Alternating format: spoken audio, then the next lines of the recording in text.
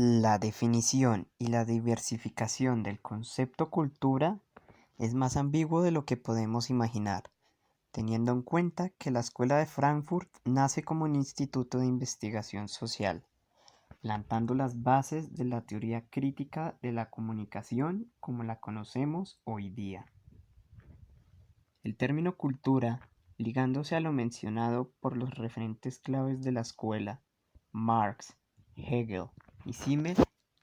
es representado como la suma total de actividades que poseen una aura de intelectualidad o espiritualidad como lo son todas las artes y las ciencias. Por otro lado, se visualiza a la cultura como el conjunto de tradiciones intersubjetivas, ligándose así con los diferentes significados, valores, costumbres y actividades típicas realizadas en un espacio. Si nos ponemos analíticos, estas dos definiciones no son tan diferentes entre sí, ya que al final tienen un factor en común, y es el actuar del ser en una instancia determinada, y lo que conlleva que el mismo empiece a tomar decisiones ligadas a lo que conocemos como experiencia. Retomando a lo que como he decidido denominar la Trinidad de Frankfurt, establecen a la cultura como una creación autónoma del ser humano, con el fin de sembrar y cosechar significados a toda cosa que rodea al ser en su cotidianidad. Partiendo de esto, surge lo que se conoce como la industria cultural,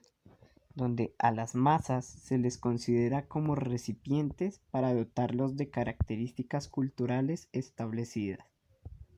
como lo vendrían siendo el cine, la radio o inclusive hoy en día el mismo Internet. Todo con el fin de lograr controlarlos, haciendo cambiar sus perspectivas y visiones de lo cotidiano,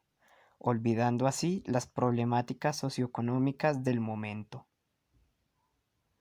Esto conlleva a una problemática concreta, y es el hecho de que las masas empiezan a sentirse amenas respecto a las falsas necesidades que brinda la industria por medio del capitalismo, sin saber lo que podría conllevar esto en el desarrollo técnico de las masas, arrebatándoles todo poder de decisión y de reflexión propio.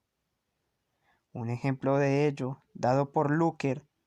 trascendiendo el concepto marxista de reificación, definida así como la alineación de cómo funciona la producción capitalista.